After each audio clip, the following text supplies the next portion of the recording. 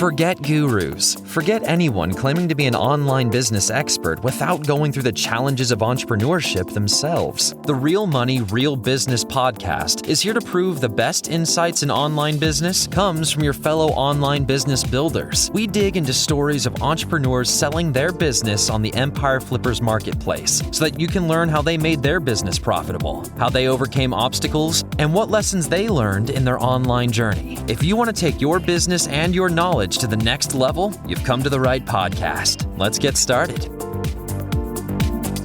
Hey everyone, welcome to another episode of the Real Money, Real Business podcast. We record these interviews so potential buyers can learn more about the business and the seller to help them make a buying decision. Now, all of the business details, which include the type of business it is, how much revenue and profit it makes, and all of the assets included in the sale can be found on the business listing. To view this information, you can visit empireflippers.com/marketplace and search for this business listing number, which is listed in the video thumbnail and the description. Or if you're watching this on YouTube, you can click the link in the description to go straight to the listing.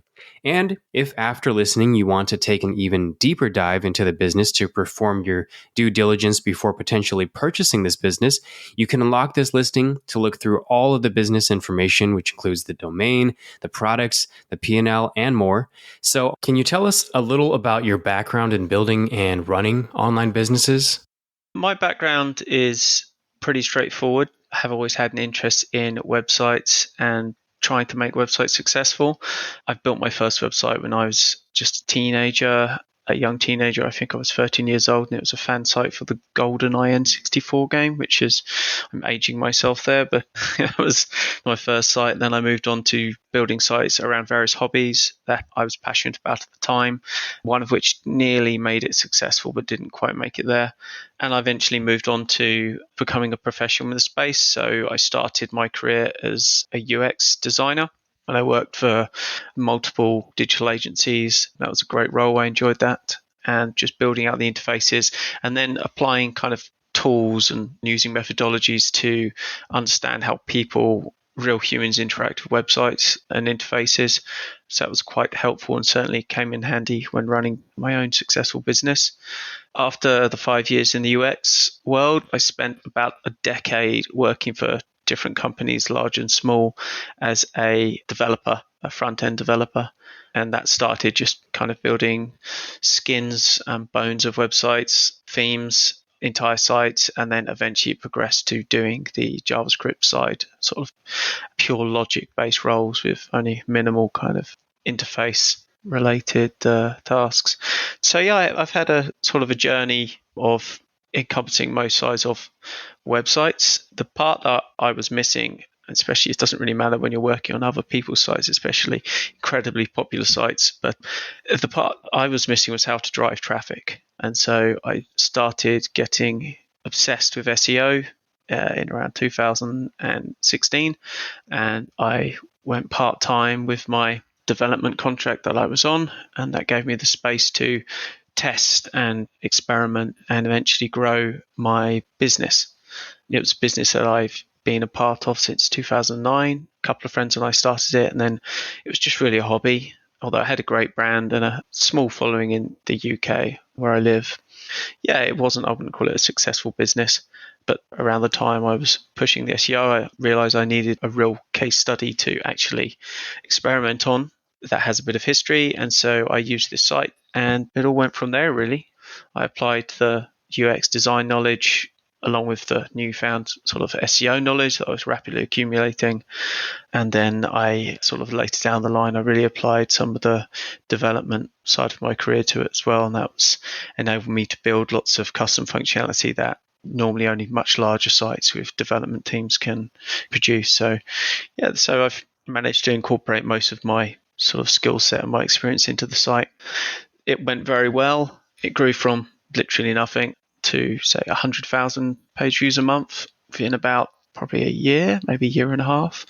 And then it peaked. I think the most it peaked a few years later was around 2 million page views a month, around 800,000 users. So that was really cool. And that's pretty much my background, really. I've been working more or less full time on my main business or a couple of side businesses since around 2018. And yeah, that's what I've been doing.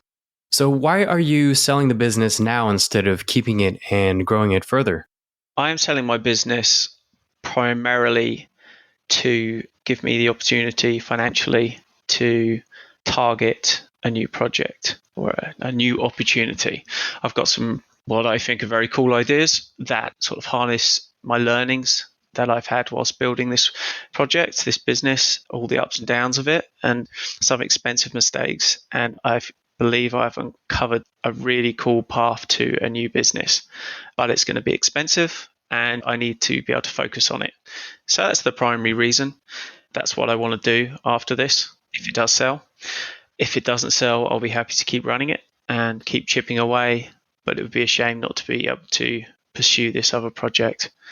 I mean, this brand has been a part of my life for a very long time now, and I've been working full time on it since 2018. So it's been full on. You've got to watch, if you want to keep on top of the traffic, you need to watch those core keywords that were painstakingly built, one brick at a time through effort and through money, through links, content, and whenever you're successful, there is a target on your back. Tools like Ahrefs and SEMrush make that very easy for your competitors to duplicate you. I've had the site copied, I've had the site attacked, I've had the site just everything. Some things I won't mention that were just so egregious. It's full on, and the site has prospered and more or less maintained its traffic through all of this.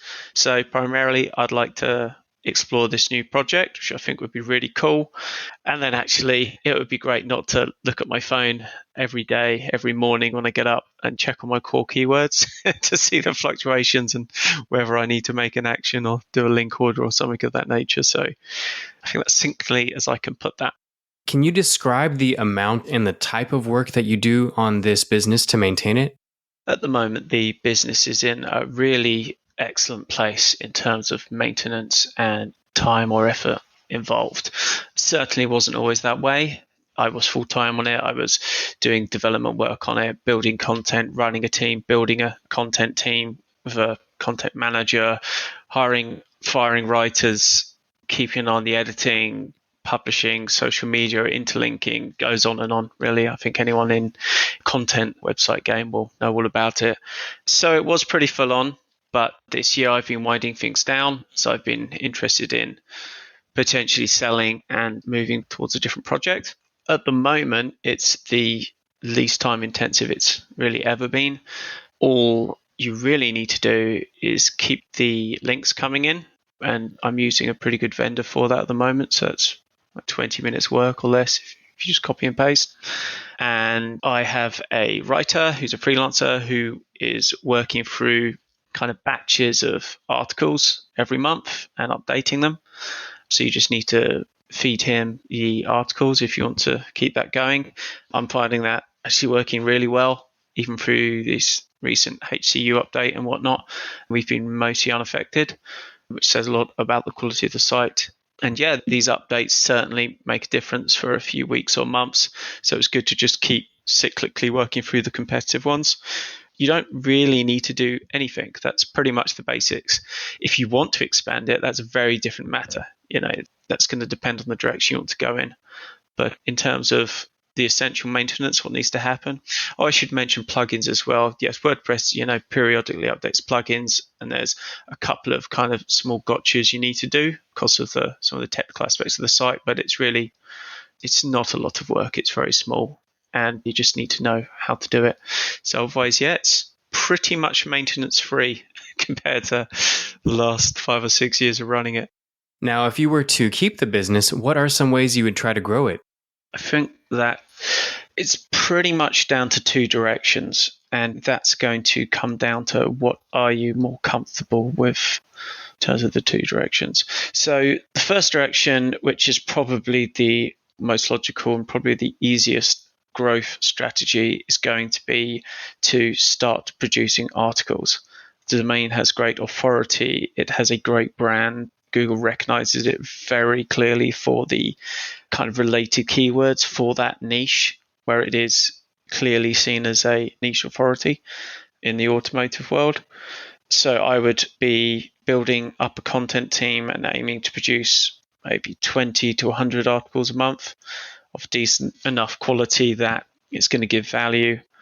And I think I would probably build out, I didn't get too far with building out the more resource center side of the website. So I would be looking at more logical categorization, not just categories in WordPress, but actually building landing pages. So if your article is about a specific car or set of modifications for that car, and I would want to have that car as a landing page with all of its various articles linked to the most important ones on the top, with a bit of copy there, some unique copy. So kind of almost micro landing pages as categories. That I've seen that work well. I've had that work well with the times that I've done that on certain parts of the site. I would definitely pursue that. I think you're going to do really well. And as some evidence, the revenue for the business is 40% derived from the articles, which is massive considering there's under 400 articles. So you could quite easily, I would have thought, double the website's revenue in a year, but that's going to depend on your budget. And you need to be good at hiring writers and firing bad ones and keeping on top of that, making sure your keyword research is speaking to the strengths of the domain. So that's one approach. So I spoke probably a little too in depth on that one. The other approach that I quite like, because there's less competition, is building out the more games site. So the site is a hybrid between games and between articles, and we've just talked about articles. I never really got my teeth into doing articles, but the games side, that's a bit of a different game. So games are, or specifically browser games are heavily reliant on links. It doesn't matter what content you've got. If everybody's got the same games, it comes down to authority. It's that simple. So that sucks if you're trying to build them up, but that's wonderful if you have invested in them, in those games or in those links, to build up the authority, because you now have a moat around your business, and it doesn't matter how many people try and copy you, and there will be many. There are many trying to copy this business right now, and they just can't get traction because they don't put up the money to obtain those positions for key games. So that's another way of doing it. So you could push down the article route and you could produce cheap content, not really worry too much about links, because that's not really what you need to do in the content game. And the domain's authority, the freshness of the content, some good interlinking, that sort of thing. And as I say, my advice would be to go down the route of building more accurate kind of niche landing pages. That would really work well. Alternatively, you can go for high volume, high competition, expensive games.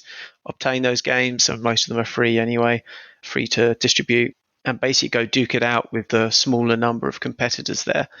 And those are options that immediately spring to mind, unless you want to do some really cool stuff, which is sort of where I want to go on to.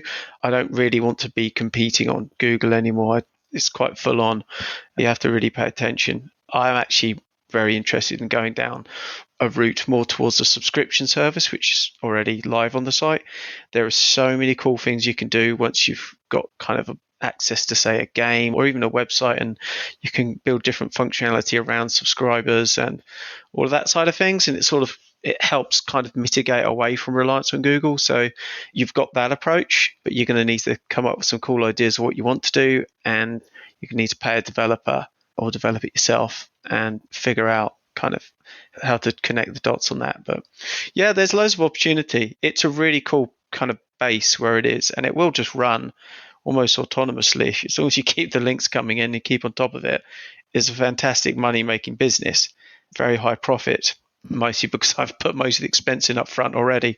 That's really cool. But yeah, if you want to then really go to town with this and see where the brand could go, I can give you some examples of sites that are very similar that I've been competing with that have sold recently for masses of money. So yeah, loads of opportunity. I hope that helps.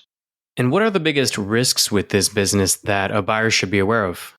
I think you could probably break the site down, as it's a hybrid gaming and content site. I think you could break it down into each of those sides.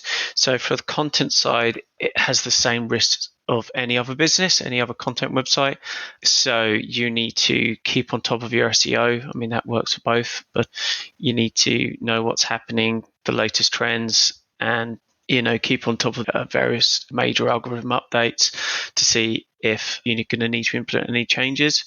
Otherwise, competitors are always going to be a problem, because from what I've seen, you might put an article out, and once your competitors see it, they'll have a rival article out within 6 months, or sometimes even a week in my case.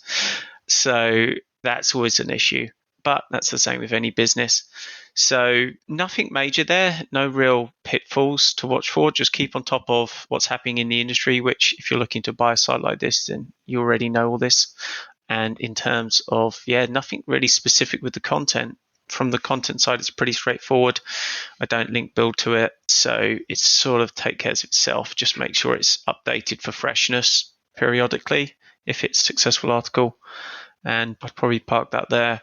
So the gaming side, mostly the same. Just make sure, most of the gaming side of the business tends to skip over any algorithmic bumps. We've never been hit with an algorithmic bump on the website. For the gaming side, I think for most of the website, it's been pretty good. But the gaming side, it's never disrupted. And I think that is because of the moat of links that I've built around the games. So that's the next obvious thing to watch for, is you're going to need to keep an eye on your link profile. When you're ordering links, make sure you validate them. They're good and they're indexed. I went through a phase of working with a very respected link builder that you'll certainly know the name of, and none of their links were indexed, and I didn't know at the time to check. And they went through a very painful exercise of refunding or replacing over 1.5 years of links. So just make sure that you're not getting ripped off, but you can help mitigate that by just working with vendors who you know and you have tested, which I can recommend to you. So just keeping on top of those links. Make sure periodically people will attack the site. More or less never know who they are, but you could probably guess. And if it's network attacks, then you can just use Cloudflare to keep on top of those. Cloudflare is very good at doing that job. And if it's link-based attacks, just keep a regular eye on your links on Hrefs, the number of links. If you see a giant explosion in links and you're only building X a month, it's probably a red flag to go investigate it. Nothing more specific than that, really. So I think as long as you keep on top of what's happening in the industry, on the trends and the algorithm changes on the article side, you should be good there. And then on the gaming side, I'm just explaining what I do day to day, so month by month. Just make sure, no one's attacking you, and the links that you're getting are decent quality, they're not spammy trash, and you're not getting ripped off. I think those are the only two risks that I'd be too worried about. And how much support are you willing to offer a buyer who acquires this business? I'll be very happy to support a buyer with, I think it's 30 days period after the migration, with transitioning into running the site and any kind of gotchas that they might need help with. After that period, as I love the site, I love the brand, I'm very proud of the effort I've put into this and the result, I would be very happy to go on as a freelancer. So be that SEO, if you might need keyword research, you might need technical analysis, anything like that. That's what I've been living for many years now. So I'll be happy to do that as a freelancer. Alternatively, or additionally, as a developer, I would be open to doing development work. If you want to extend some functionality, you want to change something, whatever really. I know the site inside out, and I can pretty much do whatever you want. So I'd be happy to support the site going forward. And from a personal point of view, this works for me because, as I said, I want to be moving towards a new project. If I can bring in a bit of kind of freelance money alongside of that, that would be really helpful. And regarding the sale of this business, just confirming you commit to a non-compete? I'm happy to commit to the non-compete clause as stipulated in the Empire Flippers contract. The caveat is I do have other gaming sites. They are not the same. They are not automotive sites. They do not have written content. And I am going to be developing those going forward. But I'm happy to keep out of the automotive world from a business point of view. Of course, I'm a big car fan and I love that stuff. But from a business point of view, I'm happy to focus on really just the games. I think that's where my interest lies at the moment. And of course, I won't be competing in games that business already competes with. So that's it with the non-compete. I have no issues with that, really. And are you open to negotiating something like an earnout? I'm not too open to an earnout payment. Maybe if the figure was considerably larger, I would be more open to that. But as it stands, that's something that I'd like to do. I may be open to something like a ongoing 10% stake in the business. That would be quite interesting because I am still passionate about the business, and it would be quite fun to assist someone new at the helm to steer it in a good direction. Now, putting yourself in the shoes of a buyer, why do you think this is a business worth buying? If I was a buyer looking to acquire this business, then I think I would want to buy an established business that has a great brand, has a lot of kind of link equity, established contracts. It's on the best ad network on the planet. It's very profitable. I mean, there's a lot going for it. It has a moat of links, or you can just call that money. It has a moat of money around its core critical keywords that drive most of the traffic. It has a lot going for it. I don't think you'd want to buy it just to run it, just to operate it as it is, because it's got too much potential. I think you'd at least really want to explore the developing the article side of the business, and maybe even, as I have been doing, the gaming side as well. The business, we actually designed, developed, and published several bespoke games. And that was a great experience. And that's the sort of really cool stuff you can do with an established brand. And you can publish these, in the case of what we've done, these games, and they can't be stolen. They can't be duplicated. They can't be out SEO.